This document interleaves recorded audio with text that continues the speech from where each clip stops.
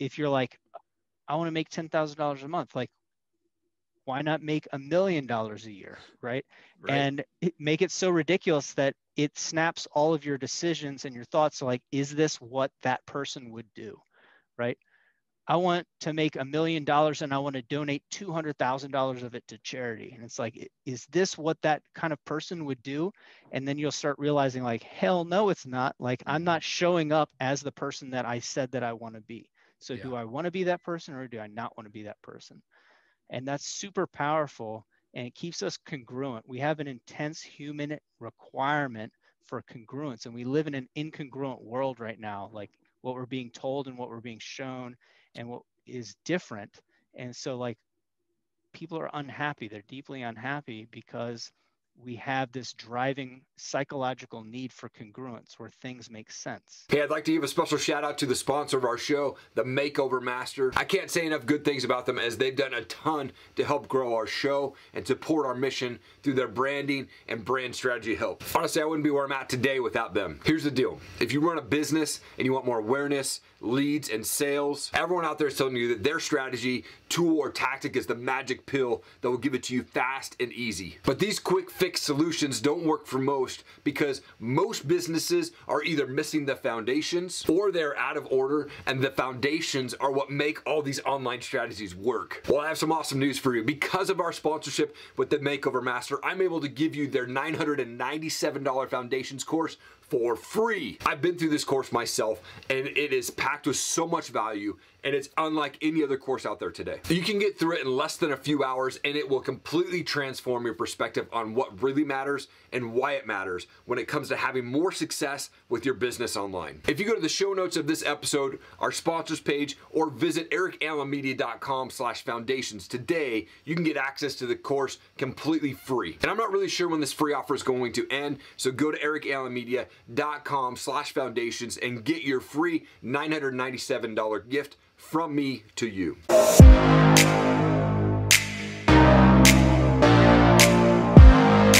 Callye, you're a husband, father, entrepreneur, you're the coach. You're also a host of the End Hype Show, part of Arts, a syndicate, tons more, man. Thank you so much for your time. I appreciate it. Hey, thank you. It's nice to be here. Thank you, man. I like to go back with my shows. Always the first question I ask my guests, but where did you grow up and what was childhood like for you? So I'm here in Northern Virginia. So we're like 30, 40 minutes outside of DC. I mean, it depends on traffic or traffic span. You know, it's pretty terrible. So it could be 2 hours. It could be 20 minutes. It depends on the day. But I don't know, you know, childhood was interesting. We, as a family, we moved a little bit farther out, and there wasn't a whole lot there. And then, of course, this area just continued to grow and grow and grow. And now we're the epicenter of everything. So where our business is called Data Center Alley. So the vast majority, 80%-ish of the world's internet traffic goes through my backyard. And it used to be horse farms and cattle farms and stuff like that. So we're tech heavy. Of course, we're defense heavy. But I grew up in manufacturing. So skilled blue collar trade. I grew up in an artistic / manufacturing household. So entrepreneurial household, grew up making stuff and doing things. And yeah, so a little bit different. Everybody's in IT or in defense here. So yeah, little different perspective. But and your family's been in that manufacturing, isn't it your own family's business since the 1950s, right? Yeah, that's correct. So my grandfather was in the Navy, and he got out of the Navy. He had a machinist position there, went in, worked for some of the big defense contractors of his day. Of course, they've been acquired and acquired and acquired. Right. But he founded a business, he sold that business, and then founded the business that we have. And then my dad took it over, and now my brother and I run that company. So, man, that's awesome, man. Yeah, and I mean, on top of all that, you're the president and founder of the Red Blue Collective, where you coach what you call, innovative misfits, and they just feel like entrepreneurship's kind of that only way to be fulfilled and financially free and things like that. What's that process look like for folks to work with you, and how do they get involved in that Misfit brand academy that you have, man? That's super rad. Yeah. So this is interesting, is that as we focus the one company, K-Form, and say like, hey, this is who pays the bills. I've developed hundreds of products for companies of all sizes. we've made stuff for National Geographic. If you ever look at Shark Week and that video canister they put on the back of whales and sharks and penguins. I've made things for high altitude camping. We've made things for fire departments, but I've mostly made things for the military. Gotcha. And I really liked working with the entrepreneurs where they would go from their basement to the boardroom and look at that whole cycle of going from ideas, like sitting at my table, just like where I do the podcast, sketch something out and then see them get acquired in a few years for, 8 figures or more. I like that, but entrepreneurs are squirrely. So I was like, I'm going to found this other company. You know what I'm talking about, right? Totally, dude. And that's like, I mean that in the best way possible, right? Because they're trying to change the world, right? And when you try to change the way that things are, there's a lot of friction and difficulty, especially unique to making physical products, making something exist that doesn't exist, right?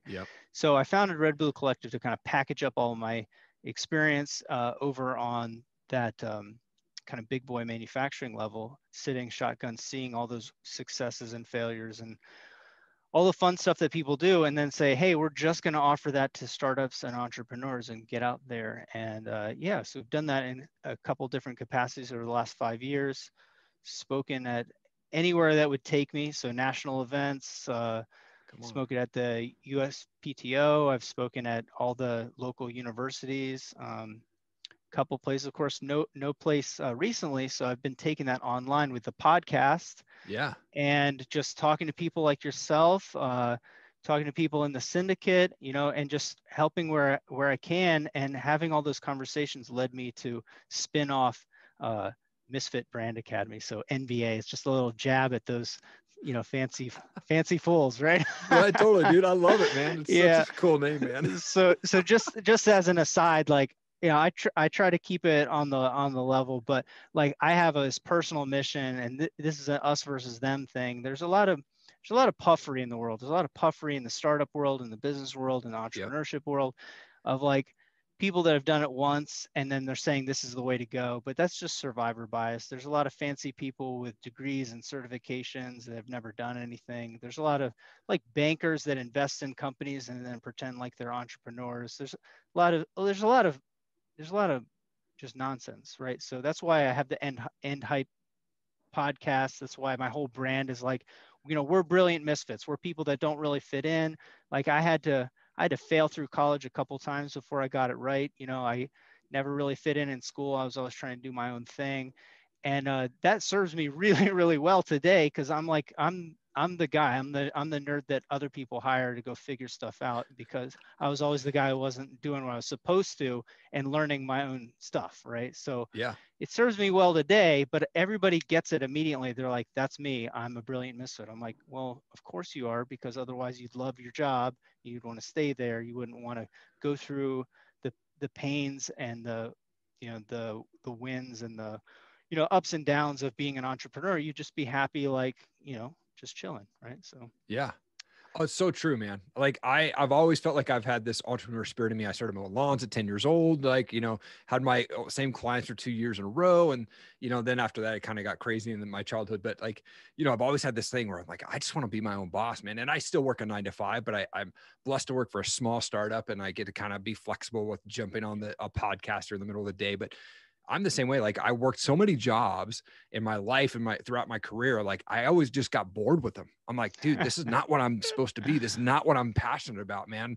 And I did sales for 20 plus years. And I think funny, I was counting with my wife, like last week or something like that. But we were like, dude, I think I've had like 30 jobs in my life. And it's like, it wasn't on purpose, but it was like, I would just get bored. And I'm like, man, this is not for me. And like, I keep doing something else. But, luckily it's I've had this passion of just doing podcasting and then having awesome entrepreneurs on my show like yourself. But for those that are out there that they're like, oh, I want to do this side hustle, or I want to do this, be an entrepreneur, but I work this full-time job and I don't have time. Like, what do you say to people who say that? Oh man, so this is something that people encounter, and there's a perceived obstacles in life, right? And perceived obstacles are the hardest to overcome because they're not real, right? Yes. So one that also I encounter is everyone has $1 million idea, right? And I call them shower thoughts, right? You're just in there and Zeus hits you with a lightning bolt and you're like, I want to ruin my life over this idea. And like, but the first thing that people do is they say, oh, well, I need $384,000 of investment, and then I can make that idea happen. Or they say like, yeah, I would create, a multi-million-dollar company, but like, I already have this job that pays 60 grand a year, so I don't have the free time. And it's like, we create these barriers for ourselves when we know perfectly well that we can break down a goal. So what I do is I have people kind of future pace, and we have 3 dimensions in life that we can index on. So this is kind of like a manufacturing thing, but we have health, wealth, and happiness. So 3 degrees of freedom, 3D life, right? Yeah. And we can look at that and say, what would be my ideal future state? What would my life look like? What would my connection look like? What would my bank account look like? Yes, but like, what would my time look like and my health look like? Because if my health sucks, my business is going to suck. If I get divorced, my business is going to suffer, right? So we need to work as a full human being. And what's crazy is most people, they want to start a business, but they've never thought of why they want to start a business, what their life would look like if it was successful, what that business would do, who it would service, like what are our goals? So like we try to create an idealized future, and we're going to reverse engineer that, and we're going to ask who we're going to serve. Then we go out and talk to them, and people have real problems, and we can solve some of those problems very easily. They don't require 8 hours a day, which is just a fictitious framework, right? If you love something, you could work 12 or 14 hours a day. If you're great at it, in a couple of years, you might work 2 hours a week. I don't know what you're doing, right? Totally. But that's based on your goal and what your framework is. You say, I want to build a business that requires 5 hours a week. Well, stop spending 100 hours a week on it. Start spending 5, and let's structure the processes in place and get some VAs, and like, let's just see what it would look like, right? Let's put that constraint in place. Yeah. And this is really interesting because, again, perceived obstacles are the most difficult to overcome, because I can't just come in and be like, that's not true. I have to show a different way and structure it a different way and give some aha moments. And we talk about that in MBA a little bit. But we start out with easier opportunities. Like, if I have a podcast and I have a bunch of people that listen to it, and you have an amazing product, like, here's a really easy business opportunity. Erik, you have an awesome product. Can I sell it to my audience?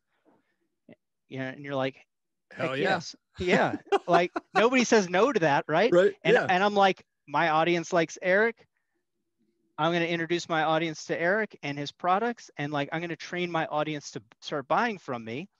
And I didn't do any investment or anything. And I could be like, hey, if somebody buys from me, can I give them a discount code and can I get $1? And like, everybody has seen that on YouTube. Right. But when I tell people, like, there's modalities of business that are relatively straightforward and simple, and we can take it through these stages of like selling other people's product, right? Yeah. It's the good old OPP, right? And we can go white label products, we can go private label products. We don't have to do a custom product. You don't have to pay me $200,000 to design a custom like home automation product from the get. You need to train an audience that is dying for you to come up with that, and then you drop that idea into a machine and into an engine for your success. So you already know I have 30,000 people on this list, and like, they're ready for it because I've put out the media, I've trained them with other products, and like, I have partnerships in the market. Because remember that guy Erik that I sold his product, like, he's a big fan of me now, and he's going to help me promote, like, all that stuff. We can structure it layer by layer to be successful, instead of worrying about, I don't know, ruining our life. Right. No, no kidding, man. That's awesome, man. Yeah. So good. And like, you have this, you kind of touched base on this earlier, but the End Hype Show, it's your podcast. It's so awesome, by the way. Probably one of my favorite episodes is with Nate Bailey, who's such a great dude, and his story is awesome. But in that episode, you talked about doing the 75 hard twice and just being consistent with it. I tried the 75 hard, and for me, I couldn't get that second work in at the end of the night, because I would get off work and want to spend time with my family. And so I ended up doing a moderation to that. And I did like 90 days straight of 45 minutes of cardio, and, ended up losing 30 pounds. And that was me last year before I turned 41. So I was like, man, this is awesome. right? But I had to stay consistent. I actually started and quit like 6 days in, and I was like, screw this, man, I got to get back in. And I did 90 days straight. But like, I'm always intrigued by people's morning routines. Like, what's your morning routine like? And then how do you stay consistent on the path to success and things like that for you? So first of all, I did just fail 75 hard. So as well. So Okay. like, it's not, and that's kind of a good analogy for entrepreneurship in general, right? Yeah. Is we can fail at something, and like, what's the penalty for failing and just starting over? As long as I create an environment that facilitates failure, learning, and growth, like, I can fail as much as I want while I'm still winning, right? So Yep. yeah, I failed, I can just start again, right? But that is a difficult thing for people to get over that come from the academic world or the employee world, because there's zero room to allow for, like, let's say, positive failure or just normal learning, right? It's Totally. like, go out, learn this just enough and implement it just enough to make sure that you're right. And I'm like, well, running a business, I have to make, I have to make some, more risky moves. I have to, like, hop on a plane sometimes. I have to, Totally. I have to go sell something and figure it out, right? I have to constantly put out problems. And so that's one thing. And that's going to filter back, I swear, Yeah. circle back, because this is where people ruin their consistency. They ruin what they're trying to do. They ruin their routines because they hit a pebble. And over time, like, our level to accept, like, the difficulty and failures and things, it just rises and rises. So, like, people are like, well, like, I ran out of milk for my cereal this morning, so I'm not going to go to work today. And it's like, you got to put yourself under, like, some stress and strain. Yeah. So those, like, little things, they just seem less. And that's what Nate and I were talking about. Yeah. And it's why I respect what he does so much. Yeah. But I mean, as far as routine goes, I get up a little earlier. I go to the gym in the morning. That helps me stay focused and kind of burns off some of that negative energy. Yeah. You feel a slight level of accomplishment if you can do that. I'm not one of those, like, super $1 million morning people that do, like, the journaling and the don't touch their phone and do all that stuff. I mean, I just don't do that. I maybe one day I'll evolve myself into something a little bit more respectable than that. But I'd rather. I think I'm doing okay. I go to the gym. Like, I'm in manufacturing, so my day starts pretty early. Like, work starts at 7:30, not 9 or 10 o'clock. So, like, Right. if I'm going to the gym, it means I'm getting up at 4:30 or 5. And yeah, I'll stick with that. And I use time blocking during the day. It's a good tool. It's like, Yep. I use Calendly. So for different flavors of people that I'm going to speak to, they have allotted portions. So, like, I know that I love talking to people about their ideas, and my discovery calls are all 6 to 9 o'clock at night. So every day, boom, boom, boom, like, and that's kind of my wind down, but it's like, I can train the mode of my emotion and thought and how I show up if it's the same time every day. And I hate getting interrupted because I already have intense ADD. So I need to stay focused, Totally. Time block myself. And that helps me stay on track. And other than that, like, I want everyone to pick what they want to do. People pick and I did an episode on this. People pick goals that they're just garbage. They're not self-serving at all. Yep. I want somebody to understand what they want their life to look like in 3 years, and then what their life should look like at the end of the year, and then reverse engineer what they should do to achieve that this year. So instead of saying, like, I want to lose 10 pounds, like, if we can, those are like the smart goal, like, make it measurable, make it this. I want it to be intensely visual, and I want it to be big enough so it pulls me through all the problems. And then I want to reverse engineer, like, actions and goals that are in alignment with that. So, like, if you're like, I want to make $10,000 a month, like, why not make $1 million a year, right? And make it so ridiculous that it snaps all of your decisions and your thoughts. So, like, is this what that person would do? right? I want to make $1 million and I want to donate $200,000 of it to charity. And it's like, is this what that kind of person would do? And then you'll start realizing like, hell no, it's not. Like, I'm not showing up as the person that I said that I want to be. So do I want to be that person or do I not want to be that person? And that's super powerful and it keeps us congruent. We have an intense human requirement for congruence, and we live in an incongruent world right now, like what we're being told and what we're being shown and what is different. And so like people are unhappy. They're deeply unhappy because we have this driving psychological need for congruence where things make sense. Right. Right. Man.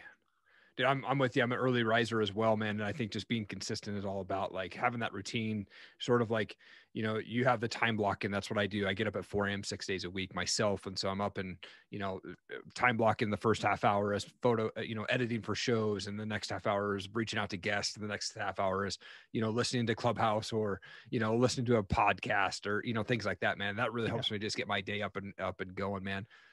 You've worked with so many like awesome leaders in the manufacturing industry and entrepreneurs and startups. Is there one thing that you've seen throughout your conversations with them and guests on your show that has really worked or has helped them be successful like they are? I think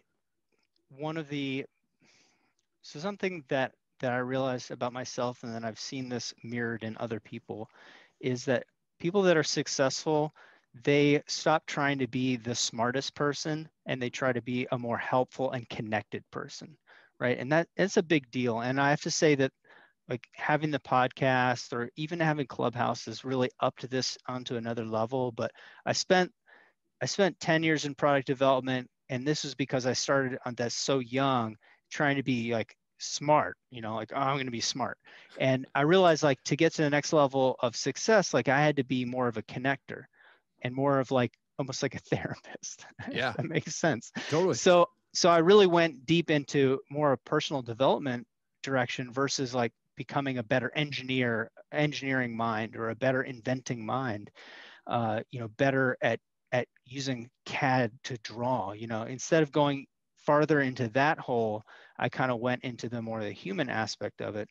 And I've noticed that the startup leaders that are successful, they have that, and in an end hype way too. They're not bloviating about like the philosophy of how they're going to change the world. They're just doing it. They're just connecting and attracting people to their team for free, or in a positive way. They're just impacting people. So I try to be more like that because I've seen everyone that I've helped that's been successful. That's a nice way of saying this. This fights back fear. The fear of failure is that like the other side of that is connecting to people, right? Yeah. Man, that's awesome. I've never really, like, I've been in sales for 20 plus years, but I've never considered myself a good sales guy, but I feel like I'm great with networking and relationship building. I think that's really what continues to, you know, that's what I've seen a lot of, in my cases, leaders, like the way that they are, the reason that they are is because they've been able to network and relationship well, you know, and that's big for me. Last question here for you. What are you most excited about for 2021, man? Well, I am really excited about the group coaching thing because traditionally my one-on-one consulting is a little outside of the range of somebody that's trying to grow e-com or somebody's that they're 1 year into their business. It's more heavy-handed, right? So I'm really interested in putting this group coaching together and maybe some future offers where I get back to basics, helping people that are like 6 months in, you know, just helping people grow versus helping businesses really grow, you know? So I don't know. I get pumped up talking to people about ideas and like seeing that all work. So I'm really excited about that. I'm really excited about Clubhouse, to see where that goes. I'm having a blast on there. Totally. I want everyone that listens to this to don't get wrapped up in the negativity of internet millionaires. The internet's always been like that. It always will be like that. 1,000 years from now, somebody will be like that. Find your tribe there. Go in there and talk to real people. You'll meet amazing people that will help you, you know, right away. So I love Clubhouse, man. Been able to connect with amazing people like yourself and just so many other people that are booked now for my show and be able to just network and things like that. And man, so many great rooms and they're great people in there. So I'm a huge fan of that. I need to be in there more actually during the day. I need to flip that on. But I like to finish my show with just a few fun questions here. You've made, like you said, literally hundreds of products and things throughout your manufacturing career there. What is one thing that you created? You're like, man, this thing's really rad. Or what was the most interesting thing that you made? Oh man, that's wild. So full disclosure, a lot of the things that I make, I can't take pictures of for the internet or talk about. Totally. So they'll have to come out and kill you. Yeah. So the one that I like to mention because it's such a great story of entrepreneurship is I like to talk about, if you've ever seen, especially if you're on the East Coast, you'll see the spinning chrome light that's on the front of a fire engine. Okay. And that was made by a local firefighter, Richard, and that's called the rotor ray. And we've made thousands and thousands of these things. And I like it because it's a great story about a side hustle. He's a full-on firefighter. He bought and restored a vintage fire truck, and he had just had an idea for this light. Okay. And we've been making it for 20 years, and now his daughter is doing it.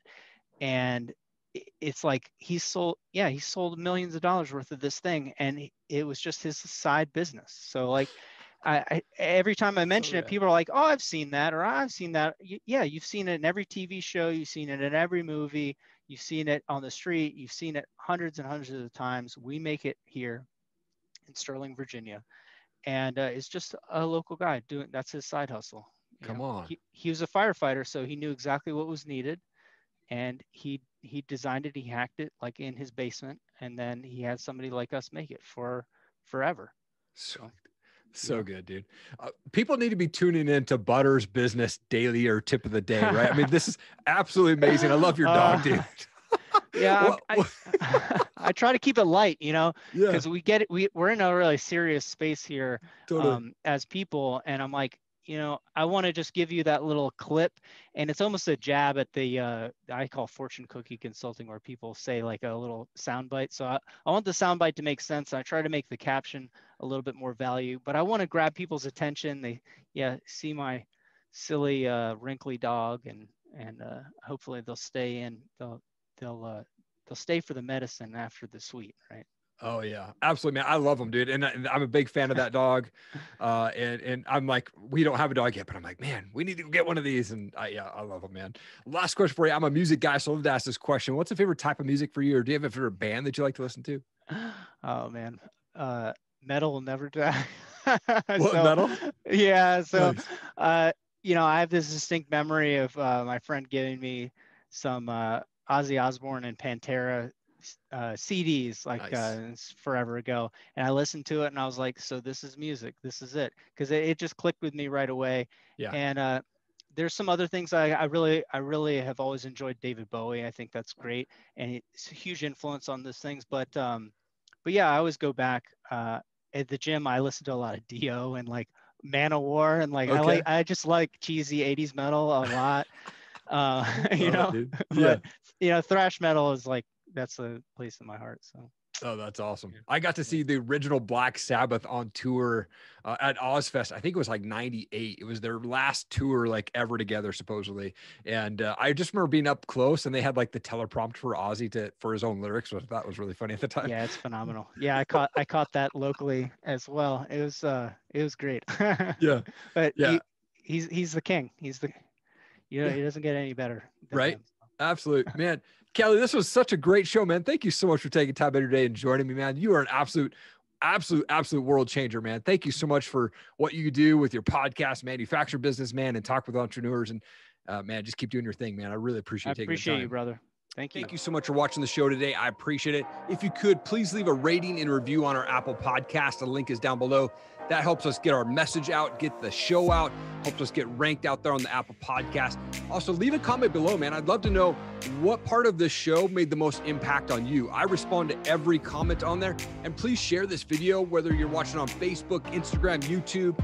Please share it out. We want to make sure that we impact as many people as we can with the guests that come on my show, and highlight those guests and what they've got going on, and they're changing the world. So thank you so much for the time. So appreciate it. Have an awesome day.